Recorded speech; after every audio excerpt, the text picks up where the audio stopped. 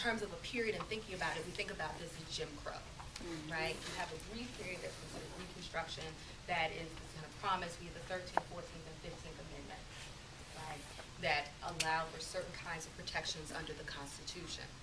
But in that same term, you also have Jim Crow, which basically creates separate but equal, right? Separate accommodation, separate living. And also with this, you have the rise of a number of hate groups, right? The founding of things like the Ku Klux Klan, right, becomes particularly salient in this moment.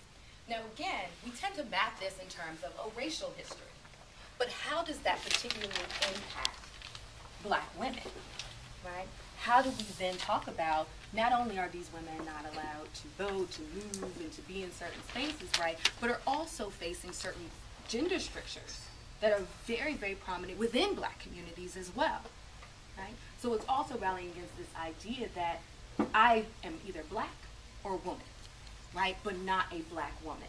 The wholeness of one's humanity being taken very seriously by the movements that are happening, right? You see the evolution of a club women's movement. You see women who are advocating for something different. You have Anna Julia Cooper saying, right, this voice from the South, talking about the unique existence of being a colored woman. And you also have someone like Ida B. Wells, who is leading the campaign against lynching, right? Racial violence becomes particularly important at the end of the 19th century, going into the early 20th century, right? And she's leading the campaign against this in a lot of ways. And she's talking about it, talking about how race and gender and class and sexuality are implicated in the violence that's happening in these communities. That racial violence isn't just about race, it is racism, it is sexism. It is about maintaining certain class order, right? The lynchings are happening. It is about a certain racial sexual order, right? Whose victimhood is taken seriously, right? So if Black women are raped, but they're not capable of being victims because of certain ideas about them, what does that mean? Have these women who are taking that up as early as that. Another moment of kind of African-American feminist intellectual tradition. What do we notice just from these kind of examples, right? Even just before we get to the turn of the 20th century, what is distinguishing these women from some of their white women activist counterparts? Right? It's that it's saying we have to consider race. We have to consider class. We have to consider sexuality. We have to push our feminism to consider all of these things, because I experience the world as all of these things, right? This is almost a double jeopardy, what Deborah King later identifies as a multiple jeopardy of class, what we get to in the 80s and with critical race theorist and legal scholar Kimberly Crenshaw on intersectionality, which now I can't even imagine you teaching a feminist course without talking about intersectionality, right? But comes out of this tradition of considering the multiple ways that certain communities are impacted by things. So even things that we think about very linearly, like this is a women's issue, right? So the right to, we even think about something more contemporarily like fair pay, equal pay, right? How might that look different if we looked at it with a Black feminist lens, right? Does that mean something to think about how Black women's, right, rates of unemployment, right, they're different than white women, right, than other racial groups, to say what does it mean for that equality to happen in particular ways in this community, right? It's asking those kinds of difficult questions about this and forcing us to ask those questions about a number of identity groups, not singularly just Black women, but to say you put Black women at the center to be able to talk about issues of racism, of sexism, of classism, of heterosexism, to be able to do that. So you have a space where you can think about, okay, wait a minute, this is not just about one thing. It's always about multiple things. One of the most recent critiques that was offered by Black feminists, and after I do this, I'm going to kind of break down Black feminism, Black feminists, right? Black women who identify as feminists, right? Because all of those are different things. Right? Occupy Wall Street, right? What does that mean? Everybody familiar with what Occupy Wall Street is? If someone is not, please feel free. This is definitely a safe space to be like, I'm not sure what that is or what that means. Okay, everybody good on that? All right. So one of the critiques that came from a number of Black feminists about Occupy Wall Street, anybody have a guess of what that might have been? We gotta go to we got to go to work, okay? That was one thing. Like, don't have the option of not working to protest. What was another critique? That was a big one. Yes? I mean, I don't know if this is the main critique, but comparing like a lot of arguments against like we already knew about the 1%, like you're just catching on to the idea about the 1%. People of color already knew about that. Okay. Okay. So there was this kind of, you're late. Y'all late. Yeah. I know, like, what a lot of people involved in Occupy Wall Street said was that it was supposed to be an inclusive movement, but I don't really think that women weren't. I mean, women were raped at Occupy Wall Street. Absolutely. So it definitely had a long way to go to be completely inclusive.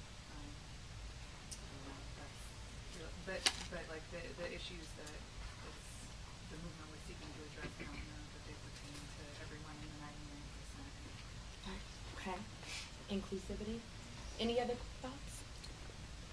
Well, one of the main critiques, and all of those are very, very valid, right, of that, was the reality that Occupy Wall Street becomes this movement at a moment when unemployment hits white populations in the way that it had been in black communities for a decade.